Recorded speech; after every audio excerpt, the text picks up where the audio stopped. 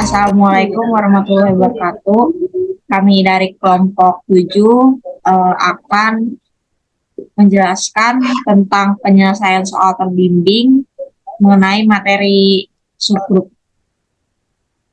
Nah, izin share screen. Nah, di sini ada soal yang pertama. Sudah muncul belum share screen-nya? Sudah muncul. Nah, di sini ada soal yang pertama. Soalnya, misalkan H adalah himpunan bagian tak kosong dari grup G, maka H disebut sebagai subgrup dari G, jika dan hanya jika untuk setiap A dan B itu merupakan subset dari H. Berlaku juga untuk AB inverse subset dari H. Nah, diketahui G adalah grup. H itu juga merupakan bagian dari G atau grup. Dan H itu merupakan himpunan bagian tak kosong. Nah, ketika H merupakan subgrup dari G, maka H itu dengan beroperasi yang sama seperti G juga merupakan grup. Kalau H itu merupakan grup, maka harus memiliki sifat tertutup, asosiatif, identitas, dan punya inverse. Lalu untuk langkah-langkah pembuktiannya, akan dibuktikan A dan B itu merupakan bagian dari H. Maka AB inverse itu merupakan bagian dari H juga. Nah, jika dibuktikan ke kiri, diketahui AB inverse itu bagian dari H. Maka akan dibuktikan ada 2 poin. Yang pertama, identitas itu atau E merupakan bagian dari H. Jika A merupakan bagian dari H juga, maka A inverse itu merupakan bagian dari H. Dan untuk poin yang kedua, akan dibuktikan juga jika A dan B itu merupakan bagian dari H, maka AB atau A kali B itu merupakan bagian dari H juga. Nah, untuk bukti pada poin pertama, perhatikan bahwa jika A dioperasikan dengan A inverse, maka akan jadi A kali A inverse itu subset dari H atau bagian dari H. Maka A kali A inverse itu kan sama dengan E atau identitas. Maka dengan demikian E atau identitas itu bagian dari H juga. Sekarang kita ambil sembarang A subset dari H, maka E atau identitas kali A inverse itu bagian dari H. Padahal identitas kali A inverse itu sama dengan A inverse, sehingga A inverse itu juga bagian dari H atau subset dari H. Jadi setiap elemen di H ini memiliki inverse. Nah, untuk bukti pada poin kedua, ambil juga sembarang A dan B, itu subset dari H. Maka terdapat B inverse subset dari H juga. Maka berlaku juga A kali B inverse, diinverskan lagi, subset dari H. Padahal A kali B inverse, diinverskan lagi, itu sama dengan AB. Sehingga AB itu merupakan bagian dari H. Jadi H merupakan bisa bersifat tertutup. Untuk itu terbukti bahwa H ada subgrup dari G. Jika dan hanya jika setiap A dan B itu subset dari H. Berlaku pula untuk AB inverse bagian dari H. Mungkin cukup sekian untuk nomor 1, dilanjut ke nomor 2 oleh Askia. Baik, untuk nomor 2 itu, jika G adalah grup abelian dan N adalah bilangan asli yang ditetapkan, maka H sama dengan A bagian dari G. A pangkat N sama dengan identitas adalah subgrup. Untuk buktinya itu, ambil A dan B anggota H. Akan dibuktikan AB inverse anggota bagian dari H. Langsung ke kotretan ya, Dav. Iya. Tadi itu kan A pangkat N, B inverse pangkat N sama dengan A pangkat N, B pangkat N inverse. Nah, kita turunkan untuk A pangkat N itu kayak di soal kan A pangkat N itu sama dengan identitas atau E. Nah, kita selanjutnya turunkan untuk B pangkat N inverse. Nah, B pangkat N inverse ini kita turunkan kembali menjadi identitas inverse. Sehingga A pangkat N, B inverse pangkat N sama dengan identitas. Untuk menuliskan buktinya, ke atas kita masukkan perhatikan bahwa AB inverse pangkat N sama dengan AN B inverse pangkat N, karena G merupakan grup abelian. Selanjutnya itu A pangkat N B inverse pangkat N sama dengan A pangkat N B pangkat N inverse sama dengan A dikali A inverse. A dikali A inverse itu sama dengan identitas. Karena A pangkat N B pangkat N inverse itu sama dengan identitas, maka akibatnya A pangkat N B pangkat N inverse itu bagian dari H. Karena A dan B anggota G, maka A B inverse merupakan bagian dari H. Jadi terbukti untuk soal nomor 2. Dilanjut, Sok. Baik, untuk soal nomor 3 akan dijelaskan oleh Tiara. Baik, nomor 3 ya soalnya yaitu misalkan G adalah grup, maka ZG sama dengan A anggota G, AG sama dengan GA. Untuk setiap G anggota G adalah subgrup. ZG disebut center grup G. Bukti. Ambil A dan B anggota ZG akan dibuktikan AB inverse bagian dari ZG dengan cara menunjukkan AB inverse G sama dengan G AB inverse untuk setiap G anggota bagian G. Berdasarkan sifat asosiatif, AB inverse G sama dengan AB inverse G. Selanjutnya digunakan sifat AB inverse, lalu dimasukkan dikalikan oleh masing-masing A dan B, lalu dijadi B inverse A inverse, maka A B inverse G sama dengan A G inverse B sama dengan A B G inverse, lalu dikeluarkan inverse-nya, sama dengan A G B inverse, sama dengan A G B inverse, A G-nya itu digabungkan, lalu B inverse-nya dikeluarkan dari kurung, sama dengan GA B inverse, sama dengan GA B inverse. Sifat yang digunakan pada A B inverse G sama dengan GA B inverse yaitu sifat asosiatif. Maka diperoleh A B inverse G sama dengan GA B inverse untuk setiap A B inverse anggota bagian ZG. Jadi ZG disebut center group G atau subgrup dari G. Jadi terbukti. Baik, dilanjut. Untuk soal yang keempat akan dijelaskan oleh Arsyad. Ya, baik, terima kasih. Untuk soal nomor 4, misalkan G adalah grup dan A anggota dari G, maka sentralizer A yaitu CA sama dengan itu X anggota G dengan X dikali A sama dengan A dikali X adalah subgrup. Nah, buktinya yakni kita ambil terlebih dahulu X dan Y itu anggota dari sentralizer A. Akan dibuktikan X dikali Y inverse adalah anggota dari sentralizer A dengan cara menunjukkan X Y inverse dikali A sama dengan A dikali X Y inverse. Nah, pertama-tama kita buktikan dulu bahwa sentralizer A ini himpunan tak kosong. Nah, perhatikan bahwa E dikali A dikali E inverse sama dengan A untuk setiap A anggota subgrup A. Nah, jadi identitas ini adalah anggota dari sentralizer A, sehingga sentralizer A itu adalah himpunan yang tak kosong. Nah, kemudian yang kedua, kita tadi sudah ambil sebarang bilangan X dan Y yang merupakan anggota sentralizer A. Nah, artinya X dikali A akan sama hasilnya dengan A dikali X. Nah, kita simpan sebagai persamaan pertama, dan Y dikali A akan sama dengan A dikali Y. Kita simpan sebagai persamaan kedua.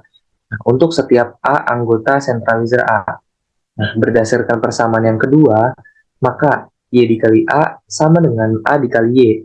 Nah, jika kita kalikan kedua ruas di depannya dengan Y inverse, sehingga Y inverse YA sama dengan Y inverse AY. Nah, di ruas kiri, Y inverse dikali Y akan sama dengan identitas, sehingga identitas dikali A sama dengan Y inverse dikali AY.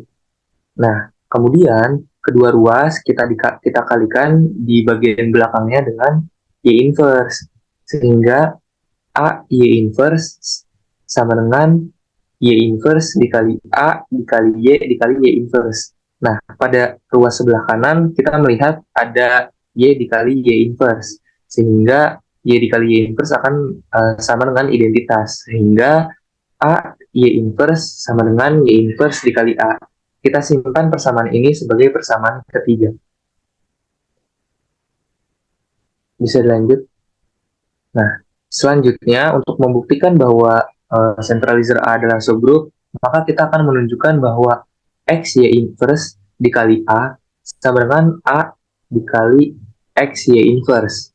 Nah, perhatikan bahwa di ruas sebelah kiri itu X Y inverse dikali A dengan kita gunakan sifat asosiatif, maka menjadi X dikali Y inverse A. Nah, menggunakan tadi persamaan nomor 3 yang sudah kita dapatkan sebelumnya, maka diperoleh bahwa Y inverse A ini sama dengan A Y inverse, sehingga hasilnya ini X dikali A Y inverse. Nah, berdasarkan sifat asosiatif juga, kita memperoleh XA dikali Y inverse. Nah, dan kita sudah punya persamaan satu di atas sebelumnya, bahwa XA akan sama hasilnya dengan AX. Sehingga AX dikali Y inverse.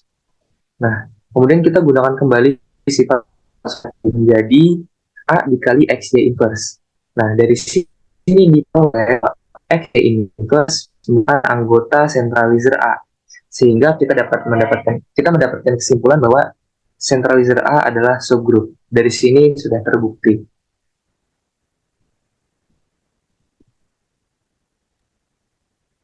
Baik, untuk yang masalah 7 juga akan dijelaskan oleh Arsyad. Silakan. Ya, di sini permasalahannya adalah cari semua subgroup dari U11, yaitu unit di Z11. Nah, U11 merupakan grup dari elemen inverse di Z11. Nah, di mana U11 ini anggotanya yaitu 1, 2, 3, 4, 5, 6, 7, 8, 9, dan 10. Nah, jika G merupakan grup siklik untuk setiap N, setiap pembagi M dari N. Nah, pembagi dari 10 yaitu 1, 2, 5, 10. Nah, sementara U11 memiliki 4 subgrup, identitasnya adalah 1 di U11. Nah, jika kita gunakan unsur-unsur lainnya, misalnya 2 sebagai generator, kita akan mendapatkan subgrup yakni 2 pangkat 0 yaitu 1, 2 pangkat 1, 2, 2 pangkat 2, 4, 2 pangkat 3, 8, 2 pangkat 4 itu 2 kali 8 sama dengan 16, di mana 16 di U11 akan bersisa menjadi 5. Kemudian 2 dikali 5 sama dengan 10. 2 dikali 10 sama dengan 20. Di U11 ya menjadi sisa 9. Kemudian 2 dikali 9 ya ini 18. Di U11 menjadi sisa 7. 2 dikali 7 14. Di U11 sisa 3 menjadi sisa 3. 2 dikali 3 menjadi 6. Kemudian 2 dikali 6 12, di mana di U11 ini 12 akan bersisa 1. Nah, dari sini sudah kita temukan sikliknya. Nah, kemudian jika generatornya dengan 3, yaitu 3 pangkat 0 sama dengan 1, 3 pangkat 1 sama dengan 3,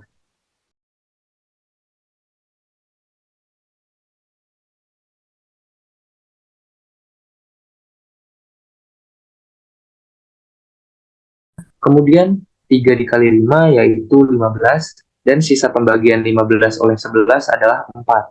Nah, kemudian 3 dikali 4 yaitu 12, di mana sisa pembagian 12 oleh 11 yaitu 1. Dari sini kita sudah temukan sikliknya.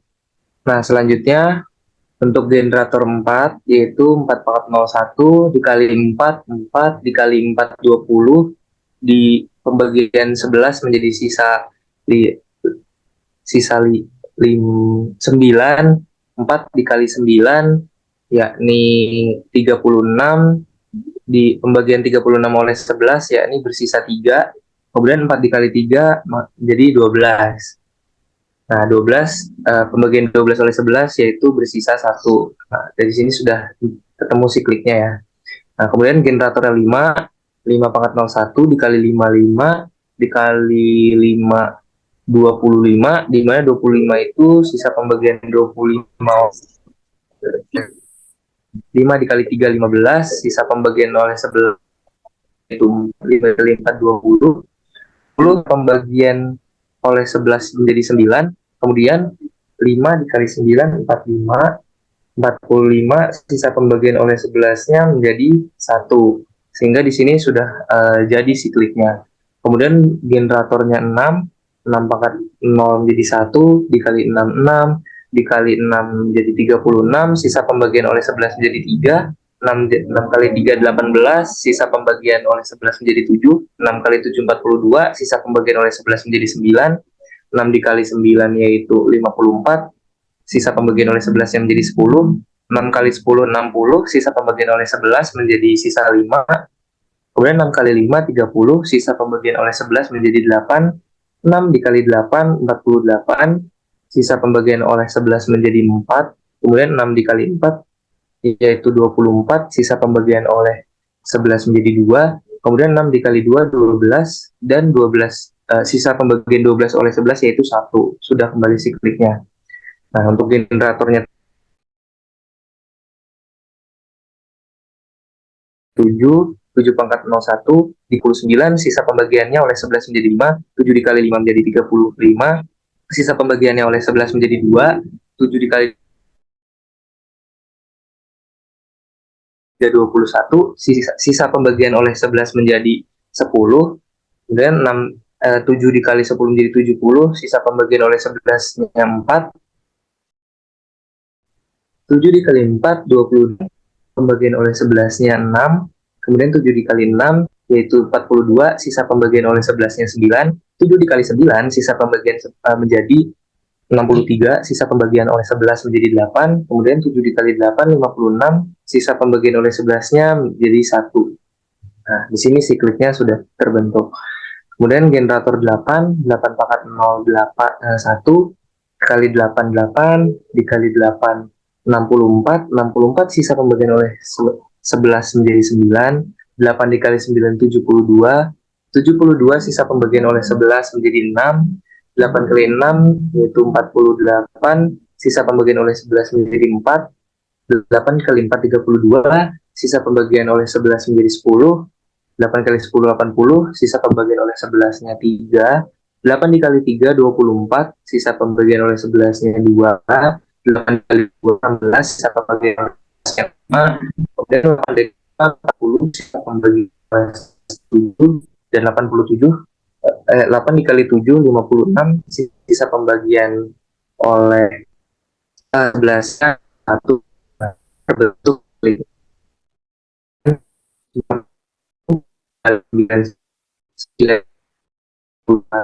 sisa pembagian oleh 11-nya 4, 9 dikali 4 36, 36 pembagian oleh 11 akan bersisa 3, 9 dikali 3 27, nah, sisa pembagian oleh 11-nya 5, kemudian 9 dikali 5 45, sisa pembagian oleh 11-nya yaitu 1. Di sini terbentuk sikliknya.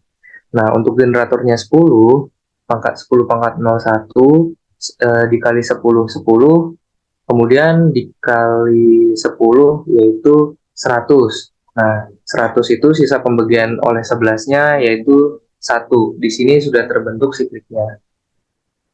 Dari sini sudah ketemu ya untuk subgrup-subgrup dari U11 yang merupakan grup dari elemen inverse di Z11. Baik, sudah selesai soal yang kami bahas. Sekian dari kami, dari kelompok 7, kurang lebihnya mohon maaf. Wabillahi taufiq wal hidayah. Wassalamualaikum warahmatullahi wabarakatuh. Waalaikumsalam warahmatullahi wabarakatuh.